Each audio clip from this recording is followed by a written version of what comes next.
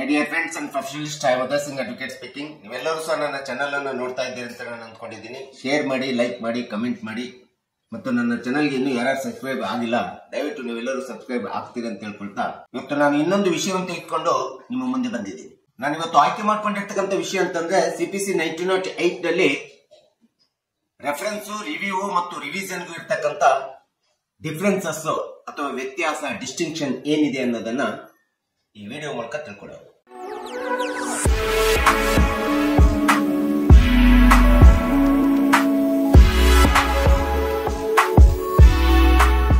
So reference, review ಮತ್ತು revision ಎಂಬತಕ್ಕಂಥವು CPC ಒಳಗಡೆ ಯಾವುದೇ ಒಂದು ದಾವೆಯನ್ನ ಪ್ರೊಸೀಡಿಂಗ್ಸ್ ಅನ್ನ ಮಾಡುವಂತ ಸಂದರ್ಭದಲ್ಲಿ ಆ ದಾವೆಗೆ ಈ ಮೂರು ಪರಿಕಲ್ಪನೆಗಳು ಅಥವಾ ವಿಚಾರಗಳು, ಅಂಶಗಳು ಅನ್ವಯ ಆಗುತ್ತಕ್ಕಂಥದ್ದನ್ನ ನಾವು ನೋಡ್ತೀವಿ ಕೋರ್ಟಿನ ಒಳಗಡೆ, ನ್ಯಾಯಾಲಯದ ಒಳಗಡೆ.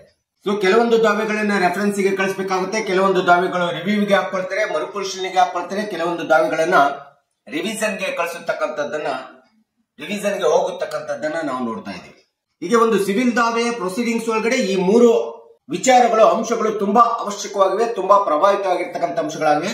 ಸೊ ಇಂಥ ಒಂದು ರೆಫರೆನ್ಸಿಗೂ, ರಿವ್ಯೂಗೂ ಮತ್ತು ರಿವಿಷನ್ನಿಗೂ ಇರ್ತಕ್ಕಂಥ ಡಿಫರೆನ್ಸಸ್ ಏನು, ಡಿಸ್ಟಿಂಕ್ಷನ್ ಏನು ಅಂತೇಳಿ ನಾವು ನೋಡ್ತಾ ಹೋದಂತ ಸಂದರ್ಭದೊಳಗಡೆ ರೆಫರೆನ್ಸ್ ಅನ್ನ ನಾವು ತೆಗೆದುಕೊಂಡಾಗ ರೆಫರೆನ್ಸ್ CPC 1908 ಸೆಕ್ಷನ್ 113 ರೆಫರ್ ಮಾಡ್ತದೆ ನಮಗೆ. ಹಾಗೆ ರಿವ್ಯೂ ಅನ್ನ ತೆಗೆದುಕೊಂಡಂತ ಸಂದರ್ಭದಲ್ಲಿ review section 114 class 1 order 47 rule 1 ನಮಗೆ ರೆಫರ್ ಮಾಡ್ತದೆ. ನಾವು ರಿವ್ಯೂ ಅನ್ನ ನೋಡಿ ತೆಗೆದುಕೊಂಡಂತ ಸಂದರ್ಭದಲ್ಲಿ. ಹಾಗೆ ನಾವು ಯಾವುದೇ ಒಂದು ಕೇಸನ್ನ ದಾವೆಯನ್ನ ರಿವಿಷನ್ ಗೆ ಒಯ್ಯುವಂತ ಸಂದರ್ಭದೊಳಗಡೆ CPC 1908 ಅಡಿಯಲ್ಲಿ ಬರ್ತಕ್ಕಂಥ ಸೆಕ್ಷನ್ 115 ನಮಗೆ ರಿವಿಷನ್ ಬಗ್ಗೆ ಹೇಳ್ತಕ್ಕಂಥದ್ದು ನಾವು ನೋಡ್ತಾ ಇದ್ದೀವಿ. ಇದು ಮೊಟ್ಟ ಮೊದಲನೇ ವ್ಯತ್ಯಾಸ, ರೆಫರೆನ್ಸ್, ರಿವ್ಯೂ ಮತ್ತು ರಿವಿಷನ್ಗೂ ಇರ್ತಕ್ಕಂಥದ್ದು. ಇನ್ನು ಎರಡನೇ ಒಂದು ಅತಿ ಪ್ರಮುಖವಾದಂತ ಡಿಫರೆನ್ಸಸ್ ಅನ್ನ, ಡಿಸ್ಟಿಂಕ್ಷನ್ ನಾವು ಈ ಮೂರು ಪದಗಳಲ್ಲಿ ನೋಡ್ತಾ ಹೋದ್ರೆ, ರೆಫರೆನ್ಸ್ ಎಂಬತಕ್ಕಂಥದ್ದು ದಾವೆ ಒಳಗಡೆ ಬರತಕ್ಕಂಥ ಯಾವುದೇ ಕ್ವಶನ್ ಆಫ್ ಲಾ ಮತ್ತು ಕ್ವಶನ್ ಆಫ್ ಫ್ಯಾಕ್ಟ್ ಬಗ್ಗೆ ನಮಗೆ ವಿಶ್ಲೇಷಣೆ ಕೊಡ್ತದೆ, ವಿವರಣೆಯನ್ನು ಕೊಡ್ತದೆ ರೆಫರೆನ್ಸ್. ಇನ್ನು ರಿವ್ಯೂ ಅಂತೇಳಿ ಹಾಕೋಬೇಕಾದ್ರೆ, ರಿವ್ಯೂ ಅನ್ನು ನಾವು ಫೈಲ್ ಮಾಡಬೇಕಾದ್ರೆ ಯಾವ ನ್ಯಾಯಾಲಯದಲ್ಲಿ ನಮ್ಮ ದಾವೆಗೆ ಜಡ್ಜ್ಮೆಂಟ್, ಡಿಗ್ರಿ, ಆರ್ಡರ್ ಆಗಿರ್ತದೆ, ಜಡ್ಜ್ಮೆಂಟ್, ಡಿಗ್ರಿ, ಆರ್ಡರ್ ಮಾಡಿರ್ತಕ್ಕಂಥ ನ್ಯಾಯಾಲಯದೊಳಗಡೆನೆ, ಅದು ಯಾವ ನ್ಯಾಯಾಲಯದಲ್ಲಿ ದಾವೆ ಆಗಿರ್ತದೋ, ದಾವೆಯನ್ನು ಓಡಿ ಒಂದು ಡಿಗ್ರಿ ಜಡ್ಜ್ಮೆಂಟ್ ಆಗಿರ್ತದೋ ಅದೇ ನ್ಯಾಯಾಲಯದೊಳಗಡೆ ಸೇಮ್ ಕೋರ್ಟ್ ಅಂತ ಹೇಳ್ತೀವಿ. ರಿವ್ಯೂ ಅನ್ನ ರೀಕನ್ಸಿಡರೇಷನ್ ಅಂತೇಳಿ ನಾವು ಫೈಲ್ ಮಾಡ್ಲಿಕ್ಕೆ ರಿವ್ಯೂ ಇರ್ತದೆ ನಮಗೆ. ಅದೇ ರೀತಿ ರಿವಿಷನ್ ಅನ್ನ ನೋಡ್ತಾ ಹೋದ್ರೆ, ರಿವ್ಯೂಗೆ ಡಿಫರೆನ್ಸ್ ಇದೆ, ರೆಫರೆನ್ಸ್ಗೆ ಡಿಫರೆನ್ಸ್ ಇದೆ. ರಿವಿಷನ್ ಎಂಬತಕ್ಕಂಥದ್ದು ಜೂರಿಸ್ಡಿಕ್ಷನಲ್ ಎರರ್ ಬರ್ತಕ್ಕಂಥದ್ದು, ಜಡ್ಜ್ಮೆಂಟ್ ಒಳಗಡೆ ಜೂರಿಸ್ಡಿಕ್ಷನ್ ಎರರ್ ಬಂದ್ರೆ ಅವಾಗ ನಾವೇನ್ ಮಾಡ್ತೀವಿ ಅಂತಂದ್ರೆ ರಿವಿಷನ್ಗೆ ಹೋಗ್ಬೇಕಾಗುತ್ತೆ. ಇದು ಸೆಕ್ಷನ್ 115 CPC 1998 ರಿವಿಷನ್ ನಮಗೆ ಹೇಳ್ತದೆ.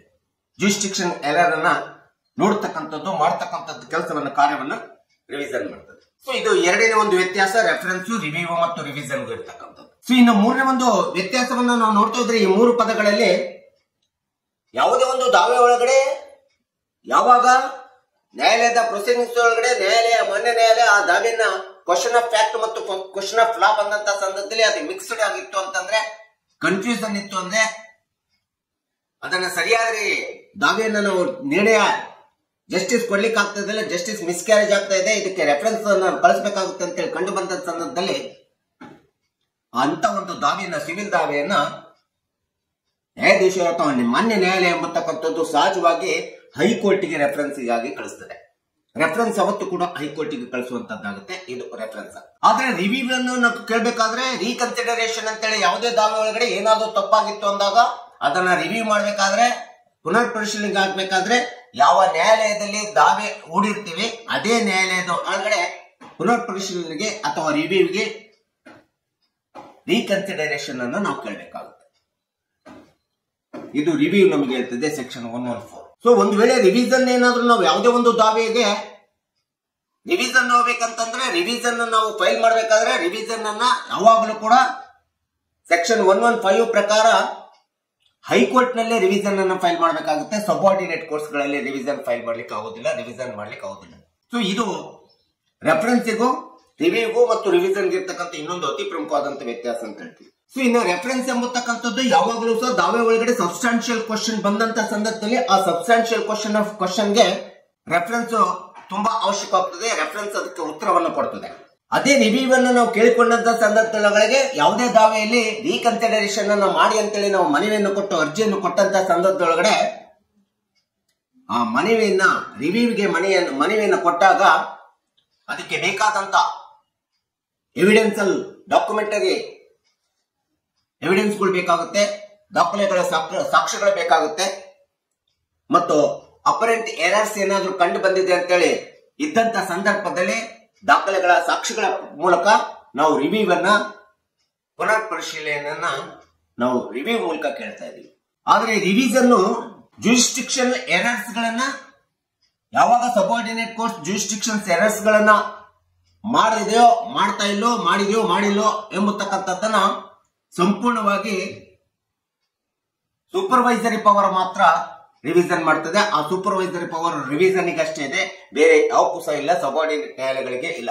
ಅದು ಹೈಕೋರ್ಟ್ ಇರ್ತದೆ. ಹೈಕೋರ್ಟ್ ಅಲ್ಲಿ ರಿವಿಷನ್ ಈ ಒಂದು ಹೈಕೋರ್ಟ್ ಸಬಾರ್ಡಿನೇಟ್ ಕೋರ್ಟ್ಗಳ ಮೇಲೆ ಜೂರಿಸ್ಡಿಕ್ಷನ್ ಎರರ್ ಆಗ್ಲಾರ್ದಂಗೆ ನೋಡ್ಕೊಳ್ಳುವಂತ ಸೂಪರ್ವೈಸರಿ ಪವರ್ ರಿವಿಷನ್ ಚಲಾಯಿಸ್ತದೆ. ಸೊ ಇದು ರೆಫರೆನ್ಸ್, ರಿವ್ಯೂ ಮತ್ತು ರಿವಿಷನ್ ಇರ್ತಕ್ಕಂಥ ವ್ಯತ್ಯಾಸ. ಇನ್ನೊಂದು ಅತಿ ಪ್ರಮುಖವಾದಂತ ವ್ಯತ್ಯಾಸ ಅಂತಂದ್ರೆ ರೆಫರೆನ್ಸ್ ಯಾವಾಗಲೂ ಕೂಡ ಯಾವುದೇ ಒಂದು ಸಿವಿಲ್ ದಾವೆಯನ್ನ ನಾವು ಹೈಕೋರ್ಟ್ಗೆ ರೆಫರೆನ್ಸ್ ಕಳಿಸಿದಂತ ಸಂದರ್ಭದೊಳಗಡೆ ಹೈಕೋರ್ಟ್ ಹೇಳುವಂತ ಆ ದಾವೆಗೆ ಹೇಳುವಂತ ಒಪಿನಿಯನ್ ಏನಿದೆಯಲ್ಲ ಆ ಒಪಿನಿಯನ್ಗೆ ಸಬಾರ್ಡಿನೇಟ್ ಕೋರ್ಟ್ಸ್ಗಳು ಬೈಂಡಿಂಗ್ ಆಗಬೇಕಾಗುತ್ತೆ. ಇದು ಅತಿ ಪ್ರಮುಖವಾದಂತ ಅಂಶ ಆಗ್ತದೆ. ರೆಫರೆನ್ಸ್ ನಲ್ಲಿ ನಮಗೆ ಕಾಣ್ಕೊಳ್ತಾ ಇದೆ. ಅದೇ ರಿವ್ಯೂ ಅಲ್ಲಿ ಬಂದಂತ ಸಂದರ್ಭದೊಳಗಡೆ ರಿವ್ಯೂ ಒಳಗಡೆ ನಾವು ಯಾವುದೇ ಒಂದು ರೀಕನ್ಸಿಡರೇಷನ್ ಪುನರ್ ಪರಿಶೀಲನೆ ಮಾಡಿ ಅಂತೇಳಿ ದಾವೆಗೆ ಕೇಳ್ಕೊಂಡಂತ ಸಂದರ್ಭದಲ್ಲಿ ಈಗಾಗಲೇ ಮೊದಲೇ ಹೇಳಿರ್ತಕ್ಕಂಥ ಜಡ್ಜ್ಮೆಂಟ್ ಡಿಗ್ರಿ ಆರ್ಡರ್ ಅನ್ನ ಪುನರ್ ಪರಿಶೀಲನೆ ಒಳಗಡೆ ರೀಕನ್ಸಿಡರೇಷನ್ ಒಳಗಡೆ ದಾವೆಯ ರೀಕನ್ಸಿಡರೇಷನ್ ಒಳಗಡೆ ಈ ಮೊದಲೇ ಹೇಳಿರ್ತಕ್ಕಂಥ ಜಡ್ಜ್ಮೆಂಟ್ ಡಿಗ್ರಿ ಮತ್ತು ಆರ್ಡರ್ ಅನ್ನ ಕನ್ಫರ್ಮ್ ಮಾಡಬಹುದು ಅಥವಾ ಅದನ್ನ ರಿವೈಸ್ ಮಾಡಿ ಕೂಡ ಪುನರ್ ಪರಿಶೀಲನೆ ಒಳಗಡೆ ನಾವು ಕಂಡ್ಕೋಬಹುದಾಗುತ್ತೆ. ಇದು ಪುನರ್ ಪರಿಶೀಲನೆ ಮಾಡುವಂತ ಅಂಶ. ಮೊದಲು ಹೇಳಿರ್ತಕ್ಕಂಥ ದಾವೆಯನ್ನೇ ಕನ್ಫರ್ಮ್ ಮಾಡಬಹುದು, ಇಲ್ಲ ಅಂದ್ರೆ ರಿವಿಸೈಡ್ ಮಾಡಬಹುದು. ಈ ರೀತಿ ಒಂದು ರಿವ್ಯೂ ನಲ್ಲಿ ನಾವು ಕಾಣ್ತಾ ಇದೀವಿ.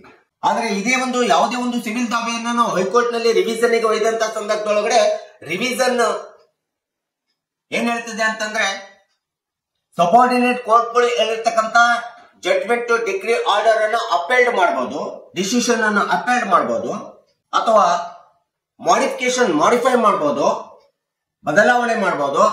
ಇಲ್ಲ ಅಂತಂದ್ರೆ ಅಧೀನ ನ್ಯಾಯಾಲಯಗಳು ಹೇಳಿರ್ತಕ್ಕಂಥ ಜಡ್ಜ್ಮೆಂಟ್ ಡಿಗ್ರಿ ಅಥವಾ ಡಿಸಿಷನ್ ಆರ್ಡರ್ ಅನ್ನ ಕ್ರಾಶ್ ಮಾಡುವಂತ ಅಧಿಕಾರವನ್ನು ಸಹ ನಾವು ರಿವಿಷನ್ ನಲ್ಲಿ ನೋಡ್ತೀವಿ.